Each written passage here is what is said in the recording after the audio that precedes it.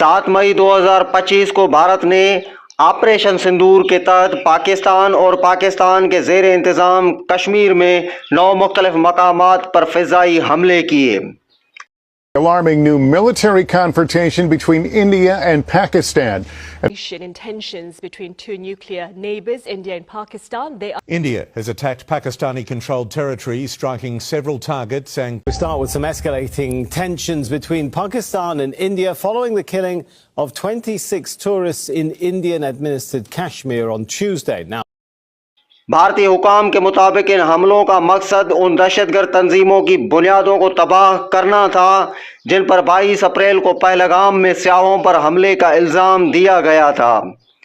उन तंजीमों में लश्कर तैयबा और जैश मोहम्मद के नाम शामिल हैं। पाकिस्तान ने इन हमलों को बिला इश्तिहाल जंगी अमल करार देते हुए इल्ज़ाम आयद किया है कि भारत ने शहरी इलाकों, मसाजिद और तिब्बी मराकज़ पर बमबारी की है। पाकिस्तानी हुकाम के मुताबिक इन हमलों में कम अज़ कम 31 बेगुनाह शहरी, जिनमें औरतें और बच्चे भी शामिल हैं, जाँ बाक हुए, जबकि 57 अफराद जख्मी हुए। It is India which cowardly attacked Pakistan and violated our territorial integrity and sovereignty and killed innocent citizens, including children, women and elderly.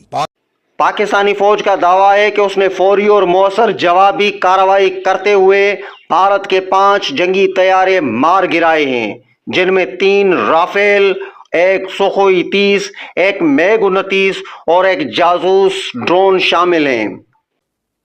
और अपने दिफा में दुश्मन के 5 तैयारे और 1 कॉम्बैट ड्रोन जो पाकिस्तान पर हमला आवर हुए थे, उनको मार गिराया है। श्रीनगर एयरबेस पर शक्तिशाली विस्फोटों की आवाज सुनी गई और रिपोर्टों से पता चलता है कि भारतीय विमानों को नुकसान हुआ है। भारतीय राफेल जेट श्रीनगर एयरबेस पर तैनात थे। रिपोर्टों में बताया गया है कि 2 भारतीय जेट नष्ट हो गए। अब तक की सबसे बड़ी खबर, पाकिस्तान ने एक भारतीय राफेल जेट को नष्ट कर दिया है। पाकिस्तानी इलाके कोटली, मुजफ्फराबाद, बहावलपुर, मुरादगी और अहमदपुर ईस्ट इन हमलों से मुतासिर हुए हैं। पंजाब में इमरजेंसी नाफिज करके स्कूल बंद कर दिए गए हैं और फिजाई अड्डों पर अक्सरी तैयारियों में इजाफा कर दिया गया है। पाकिस्तान ने अक़वाम मुत्तहिदा के सलामती कौंसिल को सूरत हाल से बाकायदा आगाह कर दिया है। उधर मीडिया के मुताबिक भारत के ज़ेर कब्जा कश्मीर के इलाके जैसे पुलवामा, राजौरी, पूंछ और कुपवाड़ा में पाकिस्तानी गोलाबारी से मुतअद्दिद शहरी मारे गए हैं, जिसके बायस लोग नकल मकानी कर रहे हैं।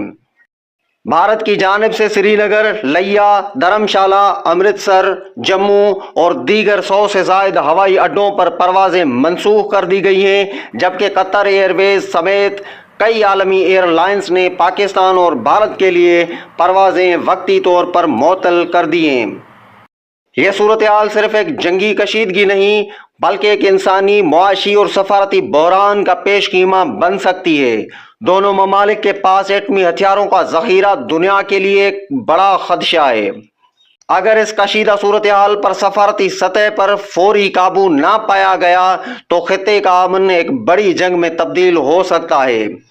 लिहाजा वक्त का तकाजा ये है कि भारत और पाकिस्तान फौरी तौर पर सफारती चैनल खोलें, बातचीत की मेज पर आएं और मीडिया की जंग के बजाय इंसानी जानों की हिफाजत को तरजीह दी जाए। यह वक्त सियासत या पॉइंट स्कोरिंग का नहीं बल्कि होशमंदी, इंसानियत और सफारती हिकमत अमली का है। आलमी बिरादरी बिलखुसूस अक़वाम मुत्तहिदा, चीन, अमेरिका और इस्लामी ममालिक की जिम्मेदारी है कि वो आगे बढ़ें और इस तनाज़े को अमन के ज़रिए सुलझाने की कोशिश करें।